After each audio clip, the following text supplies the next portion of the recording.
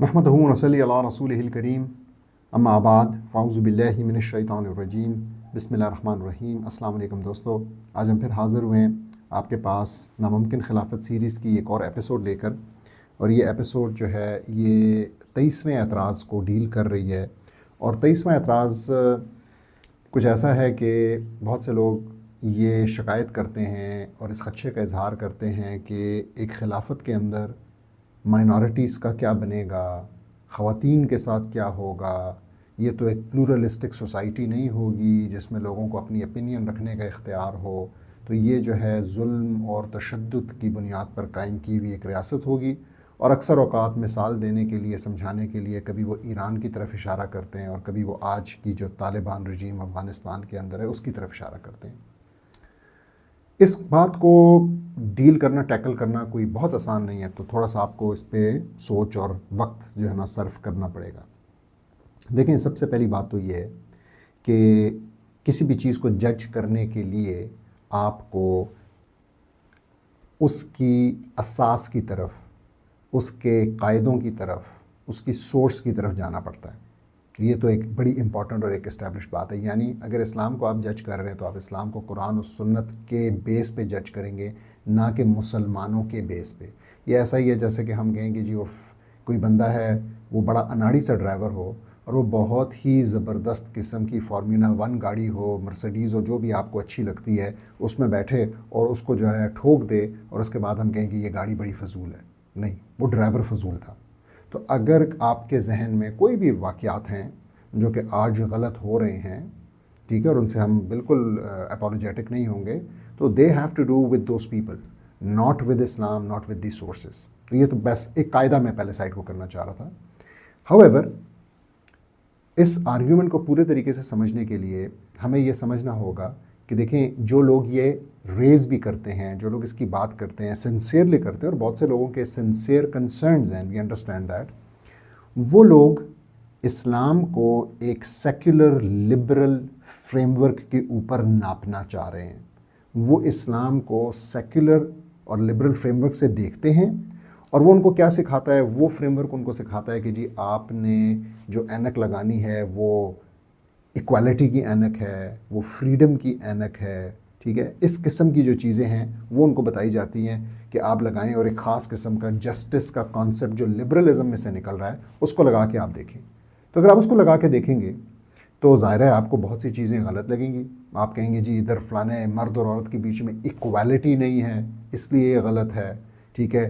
हकूक़ में या फ़राइज़ में फ़र्क है एक मुसलमान के और एक गैर मुस्लिम के जो कि खिलाफत के अंदर रह रहे हैं, तो आपको कुछ फ़र्क नज़र आएंगे और आप कहेंगे जी देखें इक्वालिटी के मुताबिक भी गलत है, फ्रीडम के मुताबिक औरत को जो उसका दिल चाहता है पहनने की इजाज़त नहीं, और आप जो है एक जजमेंट पास कर देंगे कि ये एक जुल्म का और तसल्लुत का निज़ाम है। लेकिन पहले तो ये समझना है कि देखें, इस्लाम का अपना फ्रेमवर्क है और इस्लाम का फ्रेमवर्क ये बात बड़ा क्लियरली वाज़े करता है कि इंसानों को इस्लाम इख्तियार नहीं देता कि वो गलत सही का फ़ैसला करें। जब ये फ़ैसला इंसानों को देता, और क्यों नहीं देता, बड़ा सिंपली आपको पता होना चाहिए, इसलिए कि देखिए इंसान बायस्ड होते हैं। मैं अपनी जो भी मेरी अपब्रिंगिंग है उसका बायस है मेरे अंदर। सो सिंपल मिसाल अक्सर मेरे शेख दिया करते थे, अगर मुझे बचपन में कुत्ते ने काट लिया है और मैं बड़े होकर हुक्म बनाता हूँ, निज़ाम बनाता हूँ, तो उसमें कुत्तों के लिए बहुत ही कड़ी सज़ाएँ होंगी, बल्कि शायद उनको ज़िंदा होते, पैदा होते ही मार दिया जाएगा। और अगर मेरे ही बचपन में कुत्ते ने मेरी जान बचाई है, मेरी फैमिली की जान बचाई है, तो हो सकता है कि मैं कुत्ते को इंसानों से भी बड़ा रुतबा दे बैठूं अगर मुझे इख्तियार दिया जाए कानून साजी का। तो ये हमारे बायसेस हैं। फिर इसी तरीके से इंसानों की लिमिटेशंस भी हैं। तो इंसानों की लिमिटेशंस, हम कोई अक्ल कुल नहीं है। हमें तो आप देख लें, साइंस जो है ना वो साल पहले कुछ बता रही थी कि फ़लानी चीज़ का नुकसान है, साल बाद आपको कहेगी कुछ और चीज़ है। तो हमारे पास तो फुल इन्फॉर्मेशन, फुल नॉलेज है ही नहीं। अल्लाह के पास वो नॉलेज है, ख़ास तौर पे ह्यूमन इंट्रैक्शंस के हवाले से, मर्द और औरत का रिश्ता, ठीक है, हाकिम और महकूम का रिश्ता, बिज़नेस ओनर और नौकर का रिश्ता, ये जो सारी चीज़ें हैं, इसमें अगर आप इंसानों को इख्तियार दे देंगे तो वो अपने लिमिटेड नॉलेज और अपने बायसेस के साथ, तो फिर तीसरी चीज़ अपना जो एक सेल्फिशनेस का एलिमेंट है, تو ظاہر ہے کہ ایک سیلفشنس کا ایلیمنٹ ہے. انسان جو ہے وہ چاہتا ہے, تو اگر آپ رولنگ کلاس کو جو ایلیٹ کلاس ہے اس کو اختیار دیں گے تو ایلیٹ کو بچائیں گے, وہ اپنے لیے. جیسا پاکستان کے اندر IPP کا قانون جو انسانوں نے بنایا نا, تو انسانوں نے کیوں بنایا؟ کچھ انسانوں کو فائدہ دینے کے لیے. پوری دنیا کے اندر ایسا ہی ہو رہا ہے. پھر اس کے مقابلے میں جو ہے نا اس کے کاؤنٹر کرنے کے لیے وہ کمیونسٹ اور سوشلسٹ آئیڈیالوجی آئی, انہوں نے کہا جی ہم ورکر کلاس کے ساتھ ہیں, ہم ان کو وہ کریں گے. That's not how humans work or how societies can really be founded upon. بلکہ ہمیں پتہ ہے اسلام کے مطابق اللہ سبحانہ تعالیٰ جو ہے اس نے ہم سب کو کریٹ کیا, اور وہ بہتر جانتا ہے کہ ہمیں کس قانون کے تحت چلنا ہے. خاص طور پہ کچھ جو میں نے آپ کو چیزیں بتائیں جو کہ بہت کانفلکٹ والی چیزیں ہیں, مرد اور عورت کا اور حاکم محکوم کا اور ان سب چیزوں کو. تو ہم پہلے تو ہمارا یہ فریم ورک بڑا کلیئر ہو جانا چاہیے. اس کے بعد اسلام کے اوپر آنے سے پہلے میں چاہوں گا کہ تھوڑا سا آپ کے اندر نا ایک ریبیلین ہو کہ آپ یہ کہیں کہ یار یہ ویسٹرن لوگ, یہ ویسٹرن ممالک, یہ ایپسٹین کی اولاد جو کہ آج کھل کے سامنے آ گئی ہے, یہ چائلڈ ریپسٹ, یہ چائلڈ بامبر جو کہ بچوں پہ بم گراتے ہیں, یہ ہوتے کون ہیں ہمیں یہ سکھانے والے کہ ایکوالٹی کیا ہوتی ہے, ویمن رائٹس کیا ہوتے ہیں. یہ میں ویسے آپ کو کہہ رہا ہوں, یہ جذباتی بات نہیں ہے, آپ کے اندر یہ ہونی چاہیے سوچ کہ یار واقعی یہ کون ہوتے ہیں. ان کا اپنا ٹریک ریکارڈ دیکھیں تو ان کا ٹریک ریکارڈ آج کا تو آپ کو نظر آ گیا الحمدللہ. تو میں اس کی ڈیٹیل میں نہیں جاؤں گا, تھوڑا سا پیچھے جانا چاہوں گا. آپ ذرا سوچیں یہ ملک قائم کیسے ہوا, امریکہ کیسے قائم ہوا. امریکہ جو ہے جینوسائڈ کر کے وہاں کے جو رہائشی تھے, جو وہاں کے ایبوریجنیز, جو اوریجنل وہاں کے لوگ تھے, ان کا جینوسائڈ کر کے ان دا ملینز یہ قائم ہوا ہے. آپ ذرا سوچیں کہ وہ بنا کیسے, تعمیر کیسے, وہ سلیو ٹریڈ اور سلیو لیبر کے اوپر تعمیر ہوا ہے. آپ ذرا سوچیں برطانیہ جو ہے وہ یہاں پہ سونے کی چڑیا کے پیچھے آیا تھا اور یہاں سے کوئی 45 ٹریلین پلس ڈالرز کی جو ہے وہ مالیت کا سامان لے کے لوٹ کے یہاں سے گیا ہے. تو آپ کو ذرا سا سمجھنا ہوگا کہ جن لوگوں پہ آپ یہ سوچ رہے ہیں کہ شاید یہ کوئی بہت ہی انصاف پر مبنی وہ ہیں, ان کا اپنا ٹریک ریکارڈ دیکھ لیں. میں آپ کو ایک اور مثال دینا چاہوں گا. کنگ لیوپولڈ II جو بیلجین کنگ تھا, تو تقریباً 1908 تک, بہت پرانی بات نہیں ہے, 100 کے قریب سال پرانی ہے, اس نے افریقہ کے اندر جو کانگو کی فری اسٹیٹ تھی اس میں تقریباً ان کی آدھی پاپولیشن بتایا جاتا ہے 10 ملین لوگوں کے قتل کے لیے وہ ذمہ دار تھا. کیوں؟ اس کو وہاں سے ربڑ چاہیے تھی. اس ٹائم پہ ربڑ کی ٹریڈ, جیسا آج آپ کہہ لیں سیمی کنڈکٹرز ہیں, تو آپ کے لیے جو ہے نا کچھ چیزیں امپورٹنٹ ہیں, آپ کے لیے کچھ مٹیریلز امپورٹنٹ ہیں جن کو ہم اب کرٹیکل منرلز اور ریئر ارتھ منرلز کہہ رہے ہیں. اس ٹائم پہ ربڑ کی یہ حیثیت تھی. تو وہ ربڑ وہاں سے نکالنے, کیونکہ وہ جو پودا ہے جس سے ربڑ ملتی تھی, اس ٹائم پہ ربڑ جو ہے یہ آرگینک درخت سے آتی تھی, اس پودے سے نکالنے کا عمل مشکل عمل تھا. اور یہ وہاں پہ اگر کسی نے کم ربڑ نکالی ہے اپنے کوٹے سے, تو یہ سزا کے طور پہ پورے کے پورے گاؤں جلا دیتے تھے. وہاں پہ لوگوں کے انگوٹھے کاٹ دیتے تھے, ہاتھ کاٹ دیتے تھے. انہوں نے باڈیز کو میوٹیلیٹ کیا. آپ جا کے چیک کریں. ہاں جی بالکل, یہ بیلجیم کے ایک بادشاہ کی بات ہو رہی ہے, 20ویں صدی کے بادشاہ کی بات ہو رہی ہے. تو ملینز, کچھ ایسٹیمیٹس کے مطابق 15 ملین.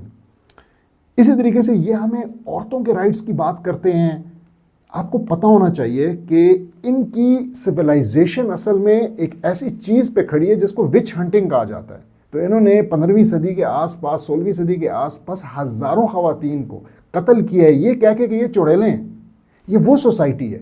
اور اسی لیے پھر یہ اتنی متنفر ہوئی ریلیجن سے, کیونکہ یہ سب کچھ ریلیجن کی آڑ میں یا ریلیجن کا نام استعمال کر کے کیا جا رہا تھا کہ آج جو حق کا ریلیجن ہے, جو سچا ریلیجن ہے, جو کہ عورت کو بچانے والا ریلیجن ہے, یہ اس سے بھی متنفر ہو گیا. انگلش میں کہتے ہیں نا throwing the baby out with the bath water. تو یہ وہ والا کام کر رہے ہیں. تو یہ ان کو سمجھ ہی نہیں آ رہی ہے کہ اچھا اس میں سے تو صرف گندا پانی نکالنا تھا, وہ ساتھ میں جو ہے نا بچہ جو اندر تھا جس کو دھونے کے لیے اندر ڈالا تھا اس کو بھی باہر پھینکنے پہ آئے ہوئے ہیں.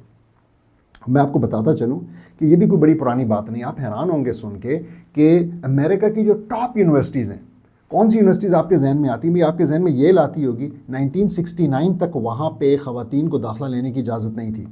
آپ کے ذہن میں ہاورڈ آتی ہوگی. 1977 تک وہاں پہ اجازت نہیں تھی. آپ کے ذہن میں کولمبیا یونیورسٹی جو کہ آئیوی لیگ یونیورسٹی آتی ہوگی, وہاں پہ 1983 تک خواتین کو اجازت نہیں تھی. اور یہ کون کہہ رہا ہے؟ یہ ایک ایسی تہذیب کا فرزند کہہ رہا ہے جس تہذیب نے دنیا کی پہلی یونیورسٹی قائم کی 869, تقریباً 1100 سال ان سے پہلے. اور وہ قائم کون کرتی ہے؟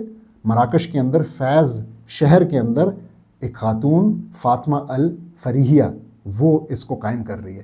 تو ہم ایک تہذیب کے لوگ ہیں جہاں پہ کہ خواتین دنیا کی پہلی یونیورسٹی کی داغ بیل رکھ رہی ہیں اور وہ شروع کر رہی ہیں اس کو. اور یہ ایک ایسی سویلائزیشن کا نتیجہ ہے جو کہ اس وقت عورتوں کو محکوم بناتی تھی اور آج بچیوں کو ریپ کرتی ہے، بچیوں کے اوپر بم گراتی ہے. یہ آپ نے سمجھنا ہے. However, آپ کہیں گے کہ یہ وٹ اباؤٹزم نہ کرو، ادھر ادھر کی بات نہ کرو، بات کی طرف آؤ. تو اب آتے ہیں ہم بات کی طرف. تو اسلام کا بھی ایک اپنا ٹریک ریکارڈ ہے. سب سے پہلی چیز آپ یہ سمجھیں، قرآن کی آیت ہے جو کہ کہتی ہے سورہ بقرہ میں لا اکراہ فی الدین. تو پہلی بات یہ ہے کہ ہم دین کے معاملے میں کوئی جبر نہیں کرتے. اس سے کیا مراد ہے؟ اس سے مراد یہ کہ ہم کسی کو جبرن اپنے دین کے اوپر کنورٹ نہیں کرتے. ہم اس کو یہ نہیں کہتے کہ تم مسلمان ہو جاؤ، اور یہ سینس بھی نہیں بناتا، کیونکہ ایمان لانا ہے. ایمان لانے کا مطلب ہے کہ شہادت دینا کہ ہاں جی میں مانتا ہوں کہ اللہ سبحانہ تعالیٰ ہے. یہ بندوق کی نالی کے سامنے جو ہے نا، یہ کام نہیں ہو سکتا. تو پہلے تو یہ تو ہماری کوئی ایسی ہسٹری نہیں ہے الحمدللہ کہ مسلمانوں نے دوسری اقوام کو مسلمان بنانے کی کوشش کی ہو. ہاں ہم ایک کام ضرور کرتے ہیں، اس کو سمجھیں، ہم اسلام کا جو انصاف کا نظام ہے اس کو اوروں تک پہنچاتے ہیں. اس کا کیا مطلب ہے؟ اس کا مطلب یہ کہ دیکھیں انسانوں کے بنائے ہوئے نظام لوگوں کا استحصال کرتے ہیں، لوگوں کے اوپر ظلم کرتے ہیں. میں آپ کو یقین سے کہتا ہوں، میں اس پہ گھنٹے گھنٹے کی پوڈ کاسٹ کر چکا ہوں. امریکہ کے اندر ظلم ہو رہا ہے. امریکہ کے اندر اس وقت 40 ملین کے قریب لوگ ہیں جو کہ فوڈ سٹیمپس پہ ہیں. آپ اس کو گوگل کیجئے گا. انہوں نے اس کا ایک خوبصورت سا نام رکھا ہوا ہے، سنیپ پروگرام اس کو کہتے ہیں، سپلیمنٹل نیوٹریشنل اسسٹنس پروگرام. لیکن اس کا مطلب کیا ہے؟ اس کا مطلب یہ ہے کہ وہ لوگ ہیں جن کے پاس کھانا نہیں ہے، اور کھانے کے لیے ان کو جو ہے نا ایک سپلیمنٹ ملتا ہے، اور وہ جا کے اس سپلیمنٹ کے اوپر چاہے وہ فوڈ سٹیمپ ہے، چاہے وہ کوئی اب آئی ڈی دکھا دیں، چاہے موبائل کے اندر کوئی میسج دکھا دیں، ان کو کچھ چیزیں ملتی ہیں جس کو وہ کھا کے زندہ رہ رہے ہیں. ایسے ملینز لوگ ہیں جو کہ خطے غربت سے نیچے ہیں. ایسے ملینز لوگ ہیں جن کے اوپر سر کے اوپر شیلٹر نہیں ہے، جو کہ سڑکوں پہ بینچوں کے اوپر پارکوں میں سوتے ہیں. یا میں امریکہ کی بات کر رہا ہوں. تو ہمیں تھوڑا سا سمجھنا ہوگا کہ یہ ہمارے اوپر جو الزام لگائے جاتے ہیں، وہ الزام اصل میں جب آپ ہسٹری کو دیکھتے ہیں تو ہسٹری سے وہ ثابت نہیں ہوتے ہیں، بلکہ ہسٹری سے جو ثابت ہوتا ہے اور ہماری نصوص قرآن اور سنت سے جو ثابت ہوتا ہے وہ یہ ہے کہ رسول اللہ صلی اللہ علیہ وسلم نے کہا کہ جس کسی نے ایک ذمی کو نقصان پہنچایا اس نے مجھے نقصان پہنچایا، اور جس نے مجھے نقصان پہنچایا اس نے اللہ کو نقصان پہنچایا. اب ذمی کیا ہے؟ یہ لفظ ذمی اہل الذمہ سے نکلا ہے. اہل الذمہ کا مطلب ہے وہ لوگ جن کی ذمہ داری ہم نے لے لی. آپ خالی اس ورڈ کی فارمولیشن کو دیکھیں، کتنا کانسیپٹ ہے اپنے آپ میں کہ یہ لوگ وہ ہیں جن کی ہم ذمہ داری لیتے ہیں.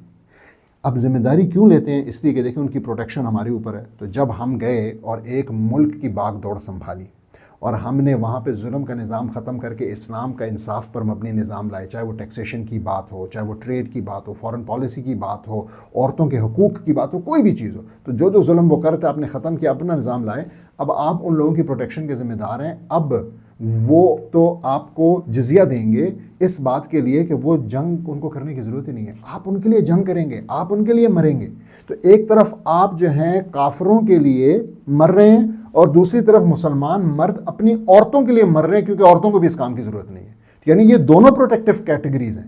یہ خواتین بھی ہمارے لیے پروٹیکٹڈ کیٹیگری ہیں، اور اہل الذمہ یہ جو مائنورٹی جس کو آج کہا جاتا ہے، ہم اس لفظ مائنورٹی میں بلیو نہیں کرتے کیونکہ وہ میجورٹی میں بھی ہو سکتے ہیں، وہ بہت بڑی تعداد ہو سکتی ہے. جیسے کہ ہندو جو تھے وہ بر صغیر کے اندر میجورٹی تھے، مسلمان مائنورٹی میں تھے، لیکن ہم حاکم تھے جیسا کہ ہونا چاہیے اور ہم ان کو پروٹیکٹ کرتے تھے.